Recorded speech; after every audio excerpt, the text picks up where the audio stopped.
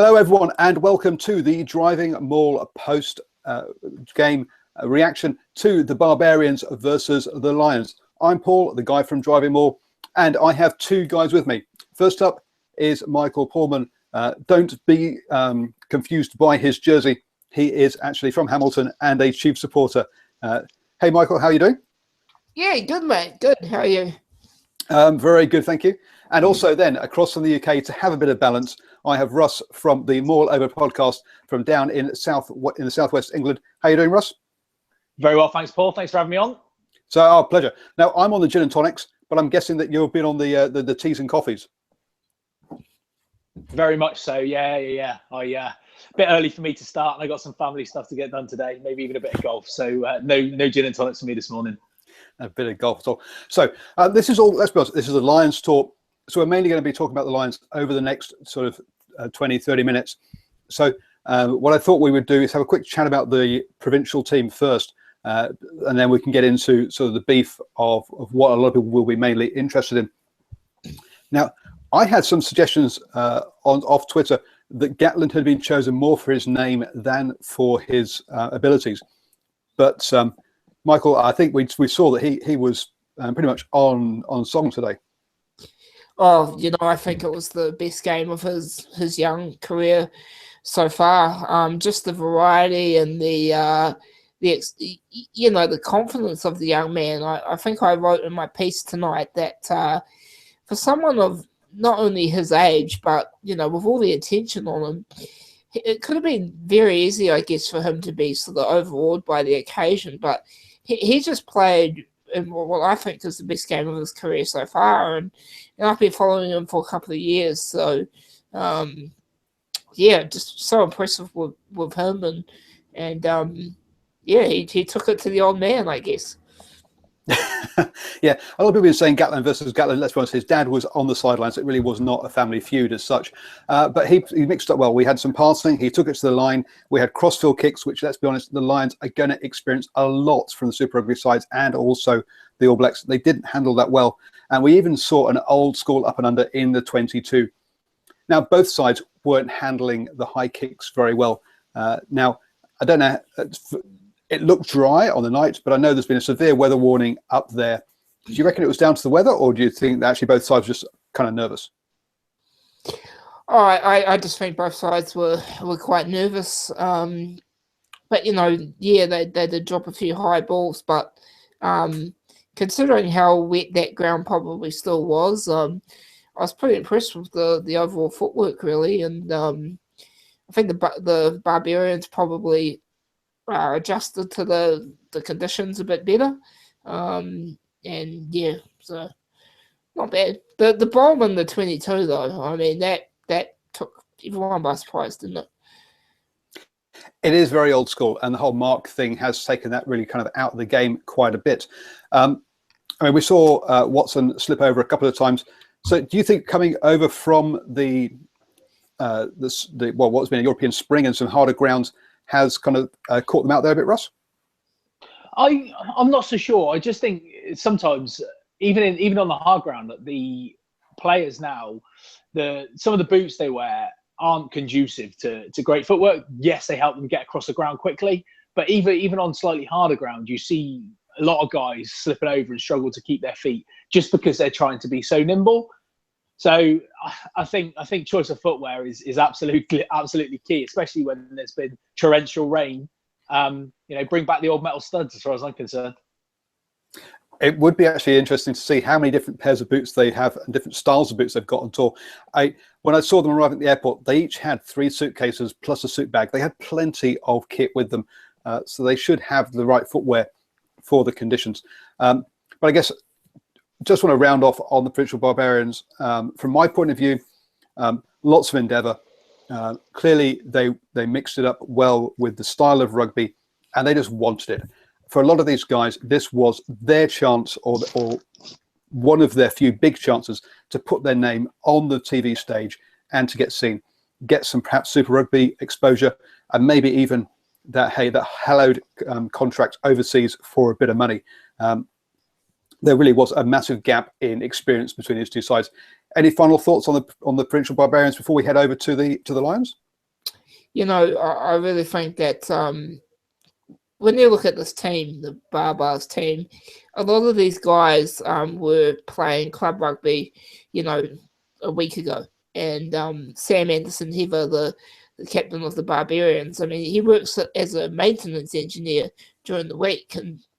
And like you say, for a lot of these guys, it could well be the only time that they're in front of such an audience. I think a lot of players actually probably, like you say, did catch the eye of if not New Zealand Super Rugby selectors, then definitely some clubs overseas. Just can't really fault their performance at all. It was confident performance, expansive, like I said, and just entertaining. And they made the occasion what it was tonight, and the Lions were pretty flat. Any final thoughts, Russ, before we head over to the Lions? Yeah, I mean, obviously, for those Provincial Barbarians lads, it's the game of their life, isn't it? Let's be honest. For most of them, it's the absolute, the pinnacle that they're probably going to reach in their rugby career.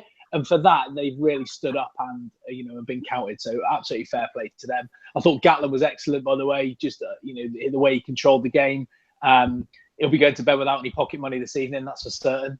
And, I think he just, as a side, they attacked well and they were together, which something that the Lions were a bit flat. And I think, 48 hours off the plane, you could use it as the excuse. But I think you blow away that rust, first game of the tour, go away with a victory, they'll be relatively happy. Yeah, I just want to explain. So for a lot of a lot of English-based fans, especially, they'll go, "Well, club rugby, that's like Saracens level, or Exeter Chiefs, and these guys are practically international sides in their own right to a certain degree." I mean, if you look at Saracens, they're bringing internationals off the bench. When we talk about club rugby in New Zealand, that's not the level we're talking about.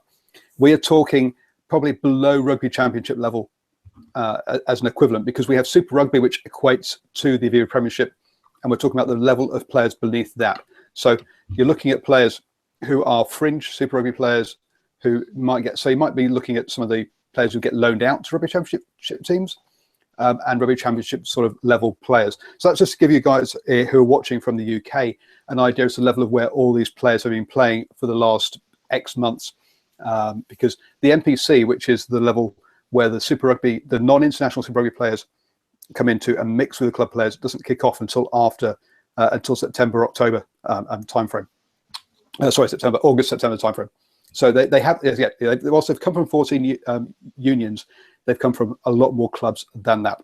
So let's take them and put them to one side and get on to the big deal, the Lions.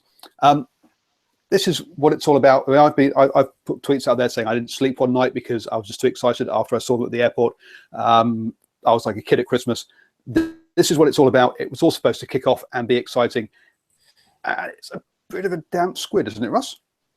It is a little bit of a damp squid, Paul, but I think we need to put a bit of perspective on it. We were talking as a podcast. Ben was doing the live tweeting from the podcast, and we were WhatsApping as we were watching. And I personally was being quite critical, and as was Phil, and Ben was trying to keep us quite grounded for the simple fact that it is the first game on tour. It's the first game that they're playing together, and yes, they are elite players, but it takes time to gel as a side. And I think that actually, against a team that was very, very much up for it, it could have been a lot worse. Yeah, definitely. And just to go on that point, they've only been in New Zealand since Wednesday, and I think they've only had something like 2 training runs at full intensity. So, yeah, typical sort of opening tour performance. It was flat, it was disappointing, but I don't think we can really read too much into it. Owen Farrell, I thought, had a really good impact off the bench, and Ben Teo, I mean, boy, talk about stake a claim. Well, yes, Teo had a decent game. My wife, and this is going to only ring bells with my with the New Zealand viewers. My wife said, "Oh, Teo, is he the cousin of Terry Teo? He must." And Terry Teo is a TV show or on a TV show out here in New Zealand. That so yeah, the New Zealand listeners will get onto that. Yes, I mean jet lag would take part of it. I mean, they landed on Wednesday. They spent Thursday in Auckland. Friday morning, they drove up in individual Land Rovers. I don't know if you've seen the tweets and the Instagrams of them heading up there.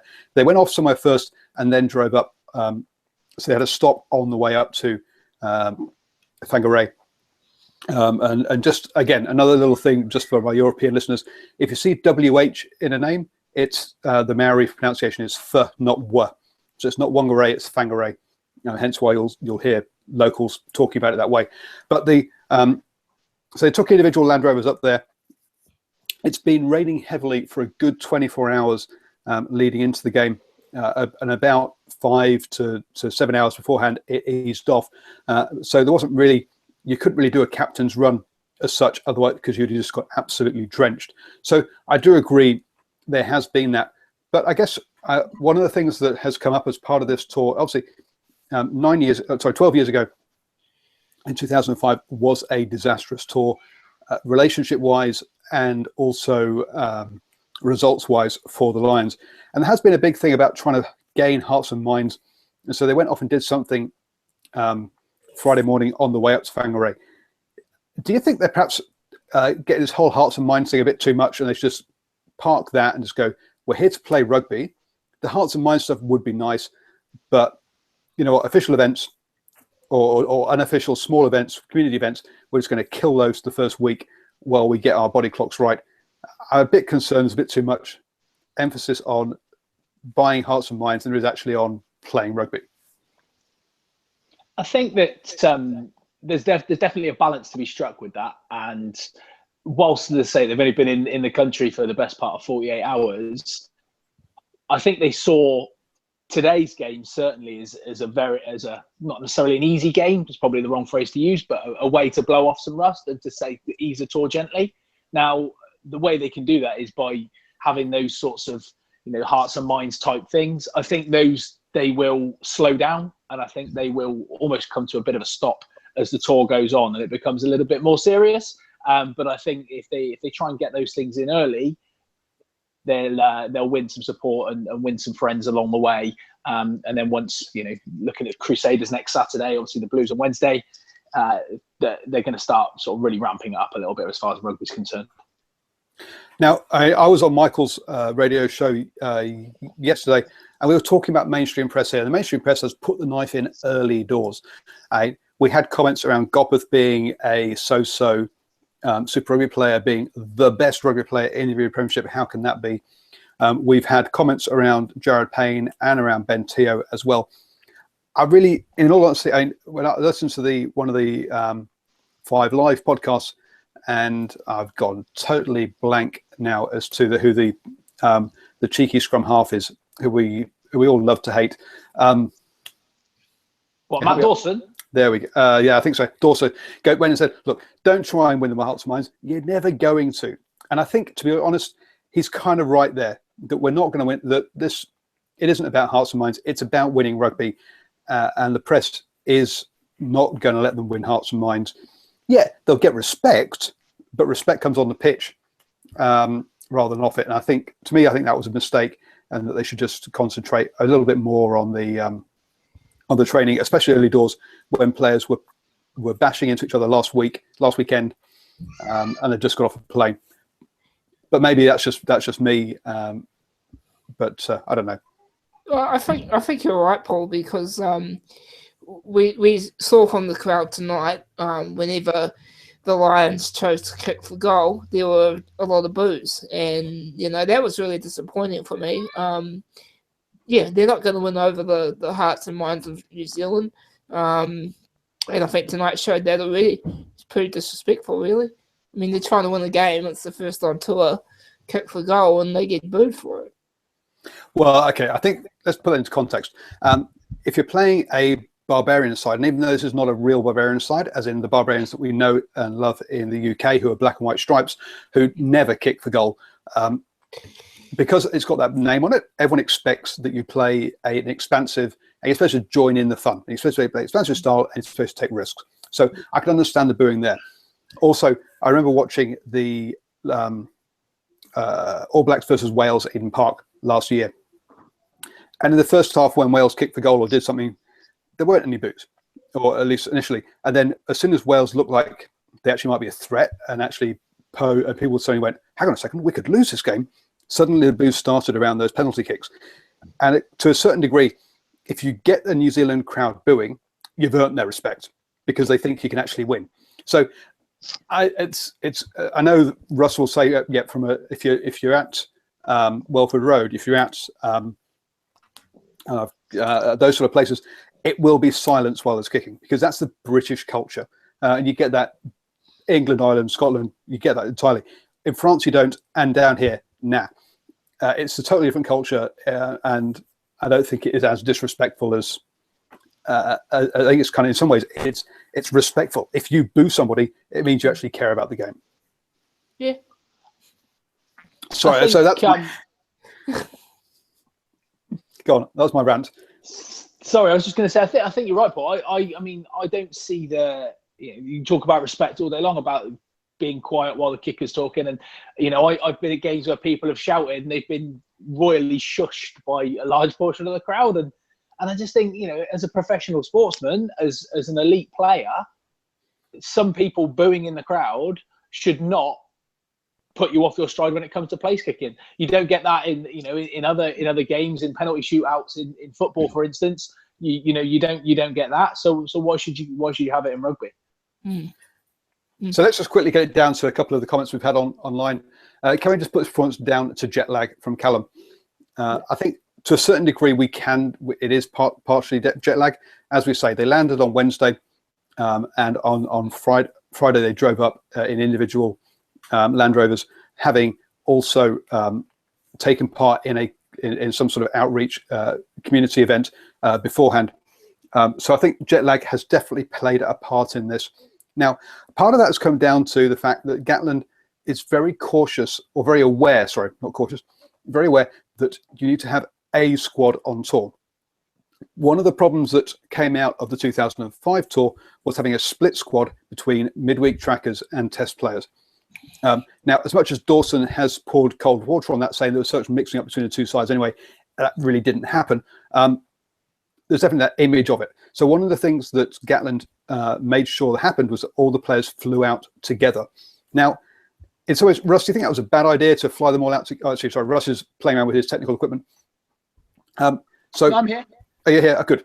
So Russ, do you think that was a bad idea to try? I know that you're talking about squad unity, flying them all out together, but he could have flown out half the squad the middle of last week.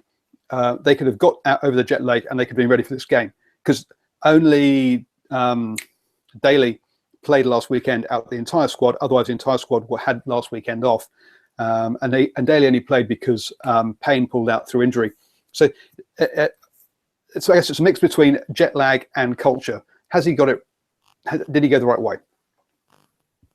I think he did, personally. I think the most successful tours and the best tours are ones that have got entire unity. And if you do your traveling together, your rooming together, all of those bits and pieces, I think you create that atmosphere right from the very start, and you set that culture and you set that unity early, then you're going to be more successful. I think if he had travelled separately in preparation for this game, whilst some people might have thought, he's taking that first game seriously, I think that setting that culture for the entire tour is more important than anything else.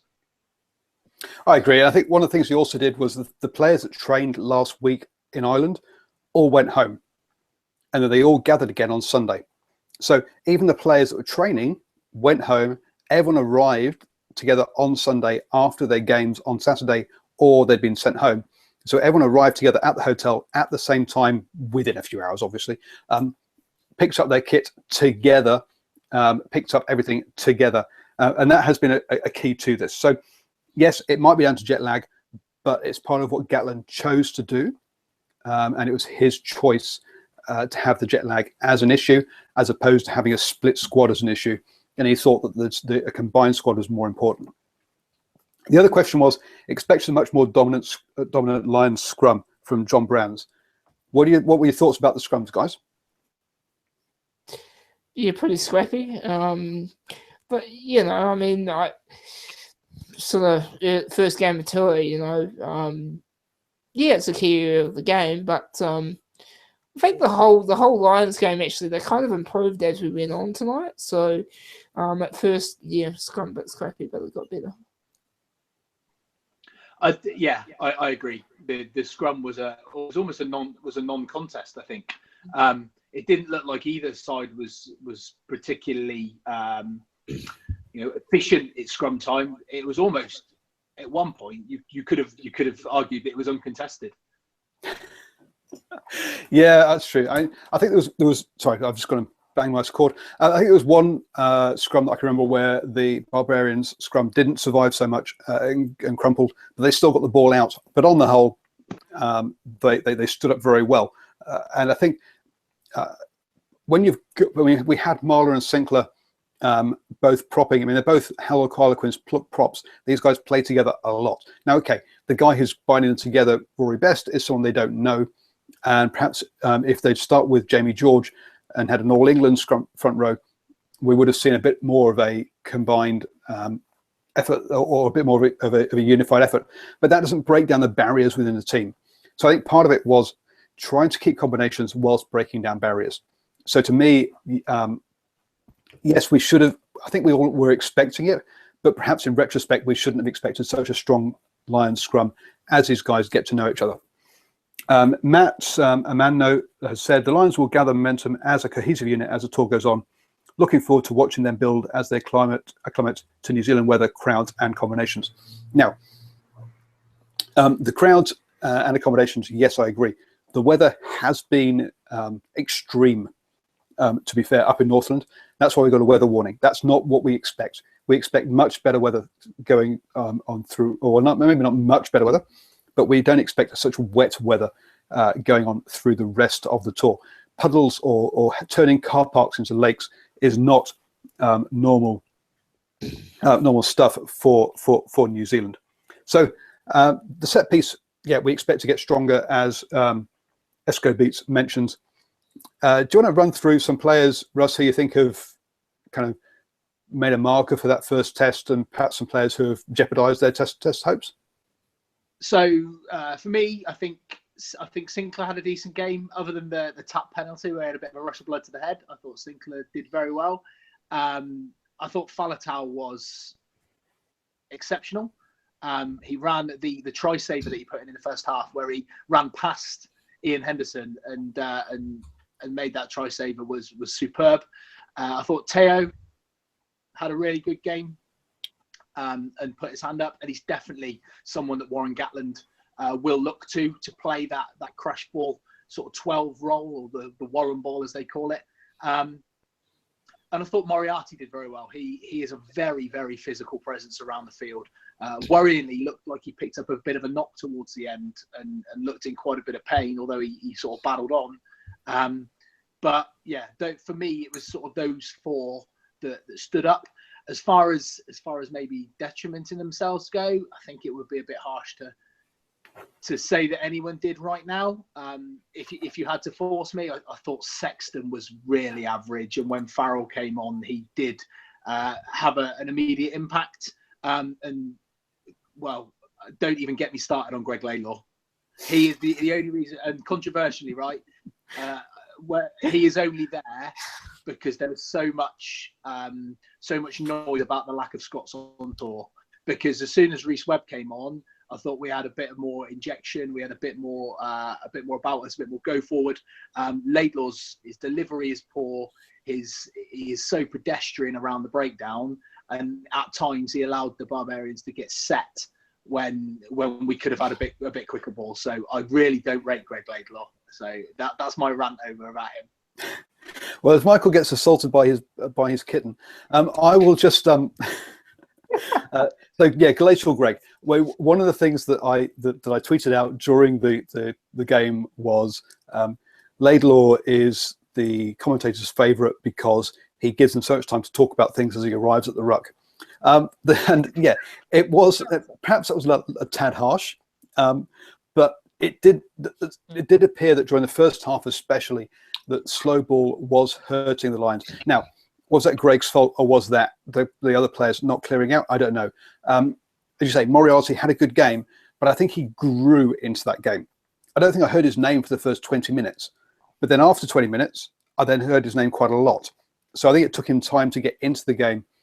And a couple of the carries he got turned over. So it wasn't a perfect performance by any stretch. I think he got more involved and involved himself more than the other back rows did, or some of the other players did to a certain degree. Again, Carl Sinclair, as you mentioned, it's going to scream out loud that he tapped and goed and then got turned over. But he was trying things, and that was what was nice to see about Sinclair and Moriarty and Faletau. They were trying things. They were getting involved. Henderson, Best, Marler to a certain degree, and Alwyn Jones also to a certain degree, just disappeared from my point of view from the forwards. And we just didn't really see them there in the game. Was my thoughts. As far as the back three went, I think, as you say, Gatlin's going for this crash ball. He's going for this, get a player, go to the line and give a short pass and then flood that space. I'm not sure he got the right choice of players for that. Because I think Seymour, Watson are guys who like the space, who like to be out wide. Hogg likes taking it and then running it out wide, taking an angle, rather than bang, bang, bang through a gap. So I'm not sure that I think we might see a different players because of style necessarily of how they've played. Which is why, when I look forward towards the tests and as this side builds, I see Jack Noel and George North coming into play a lot more for the fact that rather than staying wide on the wings and trying to make that space, they're very industrious and trying to plug those gaps. And as those sort of one out runners off the 9 and off the 10, they will then move off from there. So that's the way I see it working. And I probably, someone like Liam Williams could well be a shout for the fullback position because of his running lines, and he likes to cut outside. I was disappointed with Jonathan Joseph tonight, Paul. I don't know what you thought. I thought he missed quite a few tackles. I don't think his passing was spot on, and I think he struggled a little bit to get to grips with the pace of the Barbars. No, I agree. I don't think he didn't impress me. He wasn't off, especially when you've got someone like Teo, who he's supposed to be in camp with quite a lot with England. I'd expect much more of a combination between them. I don't expect much more of him understanding where Teo was going to go and being on Teo's shoulder.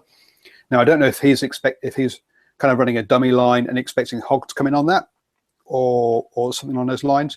But yeah, he seemed too far away from Teo and not combining there. From a Kiwi point of view, because a lot of these guys have been new to you, Michael, what do you think of Teo or JJ or any of the players there? Yeah, like I said earlier, I was really impressed with Ben Teo. I loved the way he got involved and how really good power in the leagues and up front. I really felt like he really made some holes in that Barbarian defence in the first half in particular. But yeah, Faletau, man, his experience, just really showed. Greg Laidlaw, yeah, I think with him it's probably, for me, just the case of see a bit more and then decide. Stuart Hogg, interesting first half. I thought he got better as the game went on.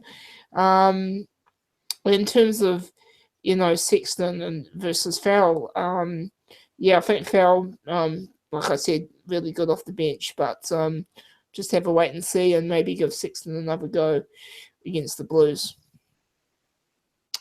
Against the Blues, okay. Okay. So for those who don't remember, Blues is next up at Eden Park in Auckland. So they've got about a couple of hour drive back down, probably tomorrow. I will be at Eden Park. So you'll see some tweets from me. Also look on the Sportsman, because I'm doing some videos for them as well from the ground. But the Sexton again, one of the things that Gatlin said is everyone will get a start within the first 3 games. Mm-hmm. So I'm expecting Bigger to be either on the bench or starting, and I'd expect Farrell to play again. rather with Sexton taking rest, having started. Now Sexton clearly, let's be honest, he missed his first kick at sticks. He kicked the ball out in the full. It wasn't a good game for him, but he was playing with Glacial Greg, which is perhaps had harsh. But we've already talked about Greg Leglaw and his service and the pace of that. And I think he perhaps suffered from that as well. But again, no, Sexton. I've seen some people make comments that Sexton also had a poor semi-final in the Pro 12, which I must admit I didn't see that game, so I can't comment.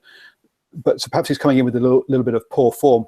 But I can't see him backing up players straight away and giving them a second chance. Hogg had a shocker, if we're going to be honest.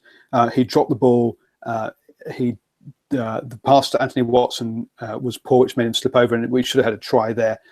So Hogg really had one of his poorest games, and perhaps to me was the one player who made his test chances or impacted test chances the most. Perhaps Seymour, because I think I only heard Seymour's name once all game. He just wasn't involved. And if you're going to play a game that's narrow, your wingers have got to come in and make an option and get involved. And he didn't do that for me. So those are players that I think, to me, detrimented their aspect. They say JJ wasn't great. Thank you for the love the game reactions comment. Ben Eustace also mentioned they had the Lions had an equally poor start in South Africa, and that season was worldly. There is an element of them there not reading too much into this game. To me, a lot of people have said, "Hey, can you look at?" Or sorry, one or two comments saying, "Can you read about the combinations that Gatlin's chosen for the test games?" And I went, "No." I think there's been two players who weren't selected for this squad that didn't play last weekend. In Itoji, and I've gone blank as to who that one was now off the top of my head. So this basically was a squad of players who weren't playing in finals of some sort last weekend. Now, I think a couple of players like Henderson, Hogg, or Henderson particularly, perhaps I think Hogg will get a second chance. Has probably seen his chance go. Alwyn Jones, because he's got such a good relationship with Gatlin, probably has another chance, but he had a poor game as well and got put in his backside. One of the things to me was how slow the players were getting up and getting back into the defensive line. And that to me is a big thing that the All Blacks, and you'll see the Super Rugby side, just don't do. Nobody takes their time getting up off the floor. If you do, you've lost your job essentially. That's half of what an All Blacks job is. Get up and get onside. All this fancy handling stuff and kicking stuff is nice to have if you haven't got the effort. And I think Michael's gone. Yeah. Oh, sorry, mate. Yeah. Just from a Kiwi perspective, there are two things. The Lions have a lot of goal kicking options here. We saw that tonight. But also I'm really curious as to see when the likes of George North going to come in, Halfpenny as well, players like that. I'm really looking forward to their impact. And, again, I don't think we can read too much into this. And as a Kiwi fan, I don't really have any sort of prediction going forward of how the Lions are going because it's only one game, So, Russ, looking forward to the next game on Wednesday. Do you think we should have a go at trying to guess Gatlin's squad, or do you want to or play any of those sort of games? Well, okay. So I've been thinking about this. I was wondering if you were going to come on to this sort of thing. So I see a Webb and Bigger combination against the Blues on Wednesday, and I also then see Henshaw playing at 13. I don't know, to be honest, but I see Noel and Williams potentially, or Noel and North with Williams at fullback. For the simple fact, then I see a Murray Sexton bench with Farrell starting against the Crusaders. I think that's going to be the key to that. And I also think then Murray will start against the Crusaders with Farrell, just to see how that goes. As far as forwards go, I think the guys that came off the bench today, I'm not sure. I think Dan Cole might be carrying a little bit of a knock, which is why he didn't make it. But I think he will probably be in with a shout on Wednesday, and with Itoji and name's gone out of my head now. Laws, Itoji and Laws in the second row. So, you know, he's got so many options. We could sit here all day and pick the team, but I think the combination of Webb and Bigger will be the big one, and I think that Noel and North will probably come in on the wings as well. Just a quick question from me. How do you think the British media are going to react to tonight? So if I know the British media, I think they will probably jump the gun to a certain extent. I think there'll be a bit of negative press about the performance, just for the simple fact that it sells papers. They see negativity selling issues. You know, like I said already, I think the perspective needs to be that it is the first game of the tour. I think they've seen it. They always planned it to be a bit of a write-off game that they can just go, you know what, we're going to win regardless. And I think they've had a bit of a scare, but I always, you know, I didn't think they were ever in danger of losing the game. And the squad and the management, and they've all approached it with the fact that, yeah, let's blow away the cobwebs and we'll be ready for the Blues on Wednesday. Now, being a Blues season ticket holder, and I must admit, I will be wearing my Blues jersey on Wednesday, not my Lions jersey. But to give again our European listeners an idea, the Blues are the bottom of the New Zealand conference of 5 teams. Obviously, the other 4 teams they face, the Lions will face further on in the tour. And the Blues, basically, one of the things you'll see in a lot of their stats is they do hold on to the ball well, they go through the phases well, but they lack that cutting edge. One of the things you'll see about teams like, particularly teams like the Hurricanes and the Highlanders, is their counter-attack is absolutely deadly. If you kick to them and you give them, and you haven't got your chasing line totally in line, they will spread the ball wide and go straight through you. So the Blues aren't quite like that. They're someone who go through a lot of phases, have lots of possession, and should get more points than they really do. So the Lions are going to want to need to get hold of possession, because the Blues will starve that from them to a certain degree, from as relatively speaking as a New Zealand side, but they shouldn't worry too much about the Blues having possession, because whilst when Rico Iwani or Akira Iwani, to a lesser degree, George Moalo or Sonny Williams get it, there will be moments of brilliance that will lead to tries, but not as many as you'll get from the other sides. I think, well, with Ken Owens being injured, I'm not sure if he's going to be back again. So you'll probably just see George and Best switch around there. You're right. We'll probably see Dan Cole and Jack McGrath come in, because I don't think they were picked for this. You say Itoji will come in with, and again, Courtney Laws was playing last weekend, so he'll probably get a go this time. I had a comment saying Chris had a good game when he came on. I didn't notice it that much, but I'm not quite sure. I didn't notice when he came on either. So it wasn't a standout, but again, it wasn't a bad game either for me. The back row, I think, is where it's interesting, because we've got so many numbers. Obviously, we've had Warburton, Tipperick, Moriarty, and Falatau, which leaves us with Haskell, O'Brien, Amani, and Stander to come in. I think Stander's carrying a knock, so we'll see whether he actually gets played. But I wouldn't be surprised if we had a full change of all 4 there. Conor Murray, I know, wasn't he injured for this one? I think, which is why he pulled out.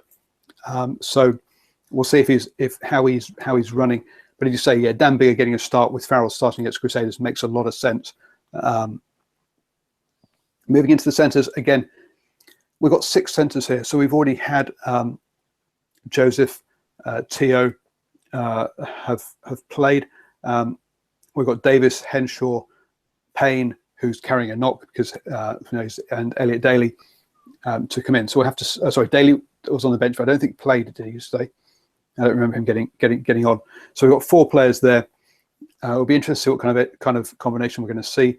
I'd expect Henshaw at 12, because that's when he's the expected test starter. So we do need to see him on the pitch, but quite who he plays outside him will be interesting. And then we've had, as you say, Seymour, Hogg, and Watson, which leaves us with Williams, Halfpenny, Nowell, and North to come. Again, looking at this squad, I still think he's got too many centres, and I'd like him to, or outside backs, and I'd like to have had an extra lock, from my opinion.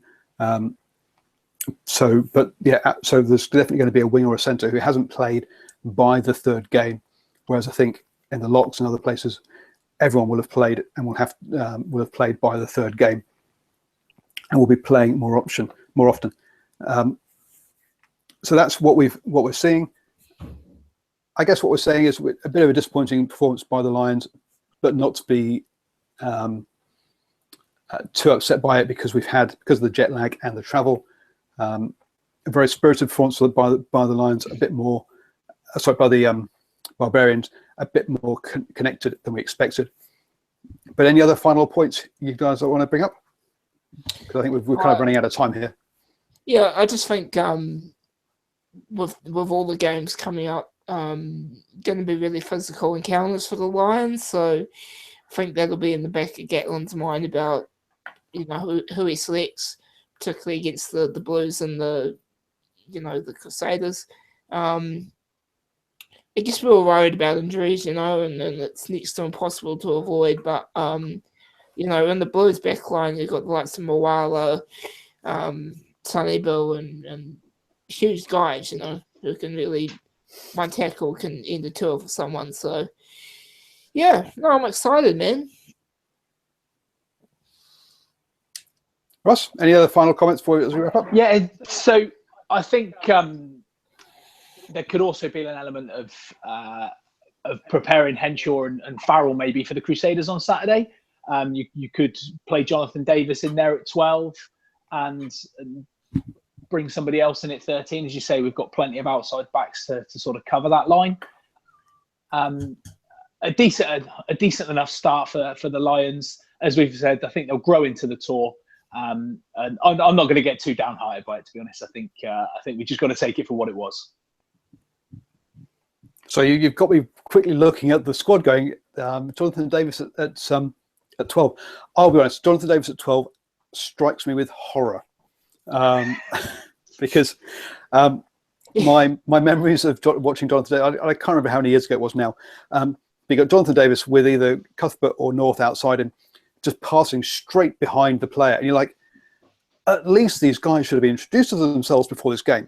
His passing is just appalling. Now, I understand he's had a couple of good games after he's been selected, but seeing him as a 12 would shut down the entire back line, and maybe I would hope to be proven wrong, but we'll see.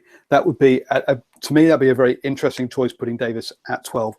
As you can tell, as I'm ranting about it already, I'm kind of shocked by that one already. So I will be at Eden Park on Wednesday. As I say, if you're going to be there and you're watching, do say hi to me.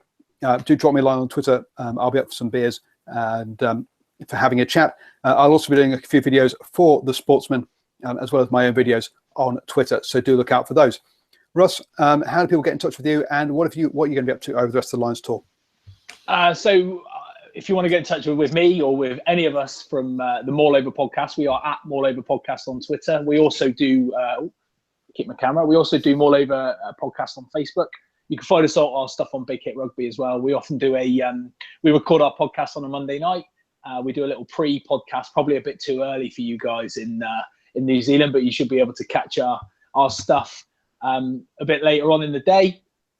Other than that, we are for the Lions tour as such. I'm going to try and get out for the test matches, try and watch them in a pub somewhere, definitely. And as far as the midweek stuff goes, unfortunately, I've got to be at work, but that's relatively flexible. So I might find myself working from home on a Wednesday morning and a Tuesday morning as the tour goes along.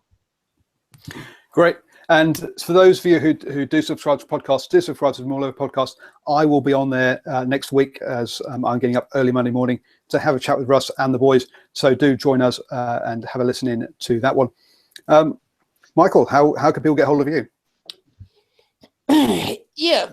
Sorry, it's driving me crazy. He's only three months old, so anyway, yes, Twitter, at real Mike Pulman, you can find me. And also go to lastwordonrugby.com. I'll be covering most of the matches this tour. Just an update my recap from tonight. Just gone up, lastwordonrugby.com, so that's where you can find me. Cool. And obviously I am at DrivingMaul. A lot of comments coming through on the YouTube saying that the Blues will be more physical. If that was a New Zealand super side, they would have spanked the Lions. So yes, so clearly a lot of the New Zealand fans not impressed by the Lions and expecting them to definitely have to step it up. Otherwise, they're in some trouble against the Super Rugby sides. As I say, I'm at DrivingMaul on Twitter. DrivingMaul.com is my website, and I will be active throughout the series. So do keep in touch. Thank you for joining us. And as I say, give us comments below. You'll see all three of us doing stuff around the rest of the series. Good night. Cheers. Good night. Cheers.